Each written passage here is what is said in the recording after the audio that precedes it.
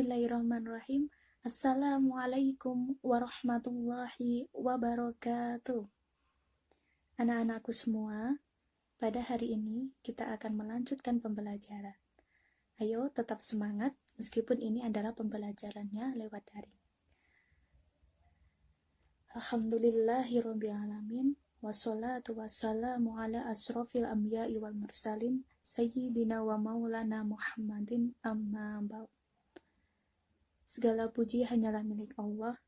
Kita diberi kesempatan pada hari ini untuk melakukan pembelajaran. Saya harap, Ibu harap pada hari ini kalian menyimak dari awal sampai akhir pembelajaran pada hari ini. Semoga Allah senantiasa memberikan pemahaman kepada kita, memberikan pemikiran kita terbuka luas mengenai materi yang akan kita pelajari pada hari ini. Ibu mengingatkan, bagi anak-anak yang belum absen, silahkan absen di platform e-learning atau di WAG. Kalau di e-learningnya sedang ada kendala. Ya anak-anak, materi yang akan kita bahas pada hari ini adalah mengenai Al-Quran Kitabku. Sebelum pembelajaran dimulai, mari anak-anak kita membaca surat Al-Fatihah terlebih dahulu, kemudian dilanjutkan dengan doa mau belajar. 1, 2, 3, monggo. A'udzu billahi minasyaitonir rajim. Bismillahirrahmanirrahim. Alhamdulillahi rabbil alamin. Ar-Rahmanir-Rahim. Maliki yaumiddin. Iyyaka na'budu wa iyyaka nasta'in. Ihdinas siratal mustaqim. Shiratal ladzina an'amta 'alaihim ghairil maghdubi 'alaihim waladdallin. Bismillahirrahmanirrahim.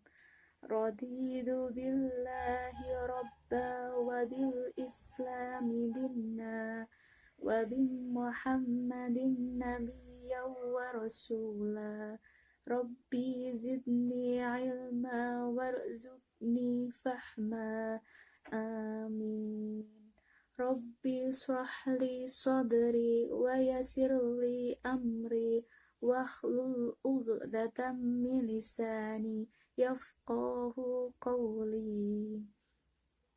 Ya anak-anak, selanjutnya kalian persiapkan alat tulis untuk menyimak materi. Kemudian kalian kan udah kelas 10, harusnya sudah mulai belajar untuk membuat sketsa, untuk membuat tulisan-tulisan di dalam buku itu agar jauh lebih rapi mengenai rangkuman materi yang saya sampaikan. Kenapa kalian saya suruh untuk mencatat? Ini adalah sebagai refleksi untuk daya ingat kalian, supaya kita jauh lebih mudah dalam mengingat materi yang kita baca maupun yang kita pahami. Ya anak-anakku, sebelum kita masuk pada materi yang sesungguhnya, yaitu mengenai pengertian Al-Quran, nama-nama lain Al-Quran, kemudian perilaku yang berpegang teguh kepada Al-Quran, Ibu akan mendefinisikan Al-Quran itu seperti apa terlebih dahulu. Jadi, anak-anak, saya rasa atau Ibu rasa itu anak-anak juga masih ingat iman kepada kitab Al-Quran itu termasuk rukun iman yang keberapa. Saya rasa anak-anak masih ingat, masih hafal juga pengertian iman kepada kitab Al-Quran. Kemudian Al-Quran itu diturunkan kepada siapa, kepada Nabi siapa. Ibu rasa kalian sudah ingat, jadi Ibu akan mengulas sedikit saja. Al-Quran itu adalah kitab yang diturunkan oleh Allah Subhanahu wa Ta'ala kepada Nabi Muhammad SAW sebagai kitab suci yang terakhir. Sebagaimana kita sebagai seorang muslim, kita diwajibkan untuk beriman kepada Al-Quran. Dan cara-cara untuk beriman kepada Al-Quran itu banyak caranya. Yang paling sederhana itu kita mengetahui pengertian Al-Quran itu seperti apa, yang akan kita jabarkan di materi setelah ini. Kemudian nama-nama lain Al-Quran. Kemudian kita mengetahui huruf-huruf yang ada di dalam Al-Quran, kita mempelajari tajwid, kemudian kita membaca Al-Quran setiap harinya, bahkan kita menghafalkan Al-Quran, hingga pada titik yang paling sulit itu adalah bagaimana seorang manusia itu mengamalkan apa yang ada di dalam kandungan Al-Quran. Itu tidak banyak orang yang bisa untuk selalu berpegang teguh kepada Al-Quran. Apalagi banyak orang yang bisa membaca Al-Quran tapi tidak tahu maknanya, hanya sekedar bisa membaca, hanya sekedar tahu artinya, tapi tidak tahu makna yang sesungguhnya. Jadi kita itu dituntut untuk beriman kepada Al-Quran, kita memelihara Al-Quran dengan cara menghafalkan tadi, dan kita mengajarkan bagaimana cara membaca itu kepada orang-orang yang belum mengetahui, anak-anak yang belum bisa membaca Al-Quran. Itu sama saja kita juga memelihara Al-Quran. Kemudian kita itu juga dituntut untuk beriman kepada kitab-kitab yang sebelumnya. Kita itu juga harus percaya kepada kitab-kitab yang sebelum Al-Quran, seperti kitab Zabur yang diturunkan oleh Nabi Daud, kitab Zabur yang diturunkan kepada Nabi Daud, kemudian kitab Taurat yang diturunkan kepada Nabi Musa, kitab Injil kepada Nabi Isa.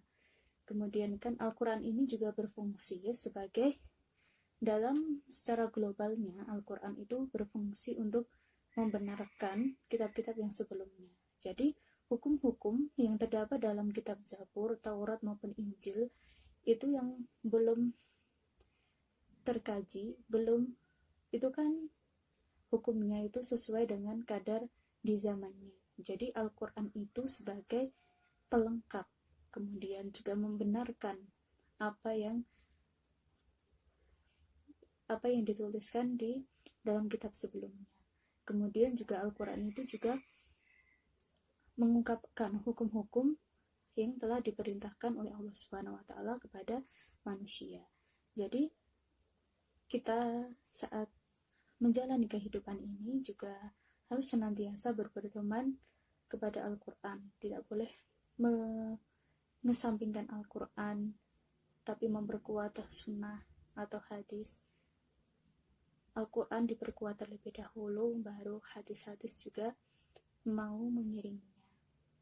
Kemudian Ibu mau menampilkan materi mengenai yang pertama adalah pengertian Al-Quran, kemudian yang kedua adalah nama-nama lain Al-Quran, dan yang ketiga adalah perilaku yang berpegang teguh kepada Al-Quran. Silakan disimak ya anak-anak. Bismillahirrahmanirrahim. Ibu mulai menjelaskan materinya ya anak-anak. Tolong persiapkan buku pegangan anak-anak. Silakan dibuka, kemudian disimak sambil mendengarkan apa yang Ibu sampaikan.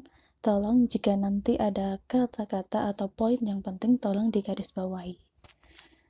Ya, pembahasan yang pertama adalah mengenai pengertian Al-Quran.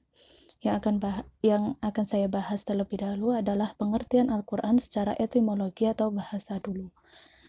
Menurut para ulama pun, dalam memberikan pengertian Al-Quran secara bahasa itu ada 5 tokoh yang mengemukakan pendapatnya. Tetapi yang akan Ibu sampaikan di dalam video ini hanyalah 2. Selebihnya, yang 3, tolong anak-anak baca sendiri di masing-masing buku anak-anak.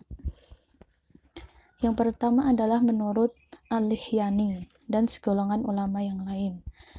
Beliau mengatakan bahwa kata Al-Quran adalah bentuk masdar dari kata kerja atau fi'il qara'a yang artinya membaca. Dengan perubahan bentuk kata tasrif Qara'a yaqra'u Qur'ana. Dari tasrif tersebut, kata Qur'ana artinya bacaan yang bermakna isim maf'ul, maqru'u artinya yang dibaca. Karena Al-Quran itu dibaca, maka dinamailah Al-Quran. Kemudian menurut Al-Asy'ari, beliau mengatakan bahwa kata Al-Quran itu berasal dari lafal Qur'ana yang berarti menggabungkan sesuatu dengan yang lain. Kemudian kata tersebut dijadikan sebagai nama kalamullah yang diturunkan kepada Nabi Muhammad SAW. Mengingat di dalam Al-Quran itu surat-suratnya, ayat-ayatnya, dan huruf-hurufnya itu beriringan, dan yang satu itu digabungkan kepada yang lain. Kemudian ditinjau dari pengertian secara terminologi pun atau istilah, para ulama itu juga berbeda-beda pendapat dalam mendefinisikan Al-Quran. Perbedaan itu terjadi karena disebabkan oleh adanya perbedaan sudut pandang dan perbedaan dalam menyebutkan unsur-unsur kemudian sifat-sifatnya atau aspek-aspek yang terkandung di dalam Al-Quran itu sendiri yang memang sangat luas dan komprehensif. Anak-anak, semakin banyak unsur dan sifat dalam mendefinisikan Al-Quran, maka semakin panjang redaksinya.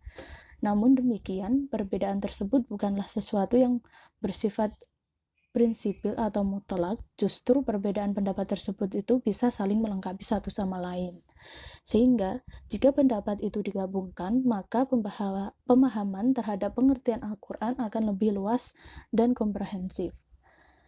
Beberapa pendapat ulama mengenai definisi Al-Quran secara terminologi diantaranya adalah Syekh Muhammad Qudari Baik, yang kedua adalah Subhi Sholeh, yang ketiga adalah Syekh Muhammad Abduh. Kita berlanjut pada yang menurut Syekh Muhammad Qudari Baik. Dalam kitab Tariq At-Tashriq Al-Islam, Syekh Muhammad Qudari Baik mengemukakan definisi Al-Quran sebagai berikut.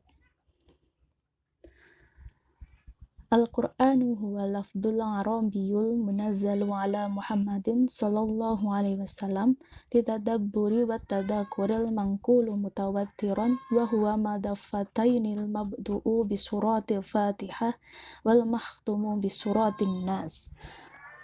Al-Quran ialah lafal atau firman Allah Subhanahu wa taala yang berbahasa Arab yang diturunkan kepada Muhammad sallallahu alaihi wasallam untuk dipahami isinya dan selalu diingat, yang disampaikan dengan cara mutawatir atau berkesinambungan, yang ditulis dalam mushaf yang dimulai dengan surat Al-Fatihah dan diakhiri dengan surat An-Nas. Kemudian menurut pendapat Subhi Sholeh, beliau mengatakan bahwa Al-Quran adalah kitab Allah Subhanahu wa ta'ala yang mengandung mukjizat yang diturunkan kepada Nabi Muhammad sallallahu alaihi wasallam, yang ditulis dalam mushaf-mushaf yang disampaikan secara mutawatir dan bernilai ibadah dalam membacanya. Kemudian pendapat yang terakhir itu adalah Syekh Muhammad Abduh. Beliau mengatakan bahwa kitab Al-Quran adalah bacaan yang tertulis dalam mushaf-mushaf yang terpelihara di dalam dada orang-orang yang menjaganya dengan menghafalnya, yakni adalah orang-orang yang Islam. Kemudian anak-anak, dari ketiga pendapat tersebut dapat disimpulkan beberapa unsur dalam pengertian Al-Quran, yaitu bisa dikatakan bahwa Al-Quran adalah firman atau kalam Allah Subhanahu wa ta'ala. Al-Quran terdiri dari lafal berbahasa Arab. Al-Quran diturunkan kepada Nabi Muhammad SAW. Kemudian poin yang selanjutnya adalah Al-Quran merupakan kitab Allah Subhanahu wa ta'ala yang mengandung mukjizat bagi Nabi Muhammad yang diturunkan dengan perantara malaikat Jibril. Al-Quran juga disampaikan dengan cara mutawatir atau berkesinambungan.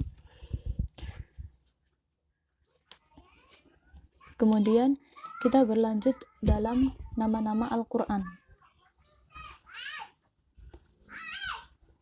Nama-nama Al-Quran itu bukanlah salah satunya nama yang diberikan Allah Subhanahu wa ta'ala terhadap kitab suci yang diturunkan kepada Nabi Muhammad SAW.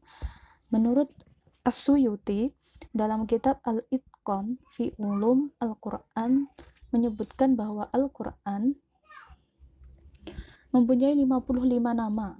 Bahkan dalam Ensiklopedia Islam untuk pelajar pun dikatakan bahwa ada 78 nama-nama bagi kitab suci Al-Quran. Namun, jika diperhatikan dan dicermati lebih lanjut, berdasarkan ayat-ayat Al-Quran secara redaksional, maka akan didapatkan beberapa nama saja. Yang lainnya bukanlah nama, melainkan hanya sebatas sifatnya, fungsi atau indikator dari Al-Quran itu sendiri. Beberapa nama Al-Quran itu yang pertama adalah yang sering kita dengar adalah Al-Quran. Seperti yang dikatakan bahwa Al-Quran itu merupakan nama yang paling populer dan paling sering dilekatkan pada kitab suci terakhir yang diturunkan kepada Nabi Muhammad SAW. Sebagaimana telah dijelaskan di muka, Al-Quran itu artinya bacaan atau yang dibaca. Kemudian yang kedua adalah Alkitab. Al-Quran itu yang kedua adalah Al-Furqan. Al-Furqan itu artinya pembeda. Maksudnya yang membedakan antara yang hak dan yang batil. Kemudian yang ketiga adalah Az-Zikr. Berarti pemberi peringatan. Maksudnya yang memberi peringatan kepada manusia. Yang keempat adalah At-Tanzil. Artinya yang diturunkan. Maksudnya Al-Quran diturunkan oleh Allah Subhanahu wa Ta'ala kepada Nabi Muhammad SAW melalui perantara malaikat Jibril alaihissalam untuk disampaikan kepada seluruh umat manusia. Dan yang terakhir adalah Alkitab.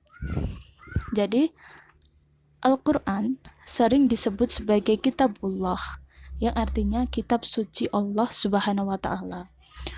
Al-Quran juga bisa diartikan yang ditulis.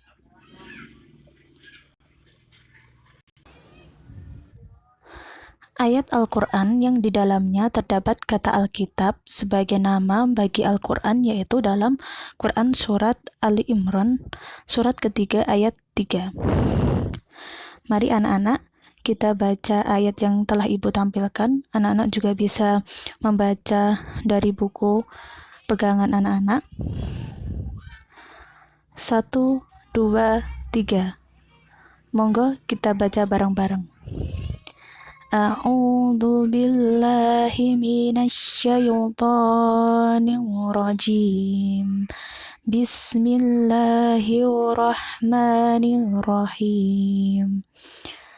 Nazzala 'alaikal kitaba bil haqqi musaddiqan lima baina yadayhi.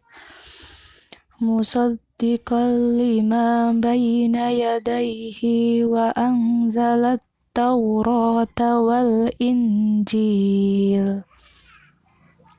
Anak-anak silakan dibaca berulang-ulang kali, 1-3 atau sampai 5 kali, bahkan 7 kali itu jauh lebih baik, supaya anak-anak bisa berlatih untuk menghafalkan ayat-ayat yang terdapat dalam buku pegangan siswa. Artinya, dalam surat Ali Imran ayat 3 ini, Dia menurunkan kitab Al-Quran kepada Muhammad yang mengandung kebenaran, membenarkan kitab-kitab sebelumnya, dan menurunkan Taurat dan Injil.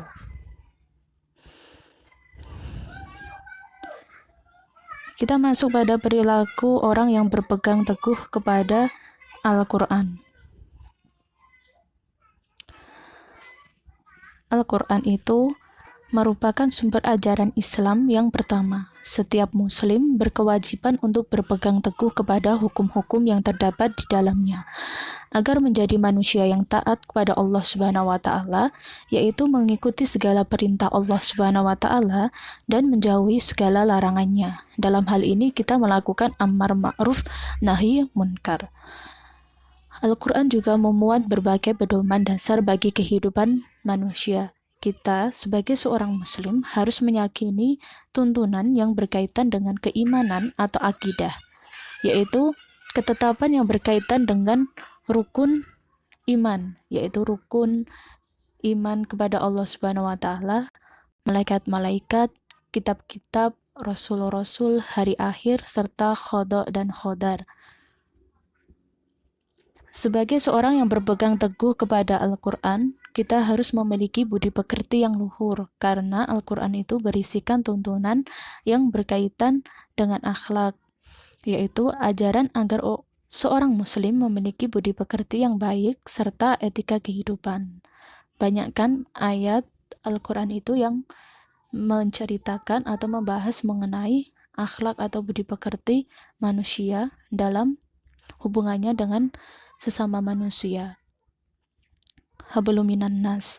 Kemudian sebagai seorang yang berpegang teguh kepada Al-Quran, kita harus melaksanakan ibadah, karena Al-Quran itu kan berisikan tuntunan yang berkaitan dengan ibadah, yakni sholat, puasa, zakat, dan haji dalam rukun Islam. Sebagai seorang yang berpegang teguh kepada Al-Quran, kita harus bergaul dengan sesama dengan baik, sebab Al-Quran itu berisi tuntunan yang berkaitan dengan amal perbuatan manusia dalam masyarakat. Oke anak-anak, untuk selanjutnya, dalam sesi diskusi dan tanya jawab nanti dilakukan via WhatsApp group sampai jam pembelajaran selesai. Nanti Ibu akan memulai di dalam WhatsApp group. Anak-anak silahkan untuk mengamati video ini sampai akhir terlebih dahulu, baru nanti sesi diskusi saya mulai. Ya anak-anak, sebelum Ibu tutup pembelajaran kali ini, Ibu akan mengulas atau mengulang kembali apa yang Ibu sampaikan tadi. Sebelumnya, bagi kalian yang masih bingung atau ada yang ditanyakan, tolong komentar di link komentar di YouTube ini atau di WhatsApp group. Nanti pekan depan Ibu akan menjawab pertanyaan satu persatu, atau Ibu buatakan video tentang jawaban dari soal-soal yang anak-anak berikan. Jadi materi yang kita bahas tadi adalah mengenai pengertian Al-Quran. Al-Quran itu kan ditinjau dari pengertiannya itu ditinjau dari segi bahasa maupun istilah. Menurut istilah tadi, menurut bahasa tadi ada beberapa yang menyampaikan. Itu kan menurut pendapat mereka secara pribadi. Saya akan mengulang kembali dari pendapat dua tokoh, yaitu yang pertama adalah menurut Al-Lihyani. Beliau mengatakan bahwa Al-Quran itu berasal dari kata qoro'a yang artinya membaca, sedangkan menurut Asy'ari Al-Quran itu berasal dari kata korona yang berarti menghubungkan dengan yang lainnya. Kemudian secara terminologi pun pendapatnya itu ada banyak sebenarnya, tapi yang Ibu ambil itu dari Syekh Muhammad Abdullah Baik. Beliau mengatakan bahwa Al-Quran ialah lafal atau firman Allah yang berbahasa Arab yang diturunkan kepada Nabi Muhammad SAW untuk dipahami isinya dan untuk selalu diingat, yang disampaikan secara mutawatir dan ditulis dalam mushaf yang dimulai dari surat Al-Fatihah dan diakhiri dengan surat An-Nas. Kemudian kita berlanjut pada nama-nama lain Al-Quran. Nama-nama lain Al-Quran yang kita bahas tadi ada 5. Yang pertama adalah nama lain Al-Quran itu Al-Quran, Al-Kitab, kemudian Al-Furqan, kemudian Al-Bikr, dan yang terakhir ada Al-Tanzil. Dan poin yang berperilaku teguh terhadap Al-Quran itu Ibu mempunyai tugas buat anak-anak. Tugasnya sudah Ibu share pada di e-learning. Anak-anak nanti membuat PPT yang membahas mengenai contoh orang-orang yang berpegang teguh terhadap Al-Quran. Nanti orang itu yang seperti apa, yang ciri-ciri orang yang dan juga ciri-ciri orang yang berpegang teguh terhadap Al-Quran. Mengingatkan kembali tentang tugas yang saya berikan, yang sudah saya upload di e-learning. Jadi itu deadline-nya sesegera mungkin dalam waktu 2 hari ini. Kemudian cantumkan juga bukti foto dari apa yang telah anak-anak rangkum pada saat menyaksikan video yang saya buat ini. Kemudian untuk hari ini Ibu rasa cukup dalam pembahasan materinya. Apabila ada salah kata yang saya ucapkan, mohon dimaafkan. Anak-anak, semoga tetap diberi kesehatan oleh Allah Subhanahu wa Ta'ala, diberi kelancaran dalam menjalankan segala aktivitas. Jangan lupa untuk selalu mematuhi protokol kesehatan, dan jangan lupa jaga kesehatan juga. Mengingatkan lagi bahwa besok, pekan depan maksudnya, pembelajaran yang akan datang itu melalui WA group terlebih dahulu untuk sesi tanya jawab. Dan materinya itu mengenai yang disampaikan pada hari ini. Sebelum kita tutup, mari kita membaca doa penutup majelis secara bersama-sama. Subhanakallahumma wa bihamdika asyhadu an la ilaha illa anta astaghfiruka wa atubu ilaik.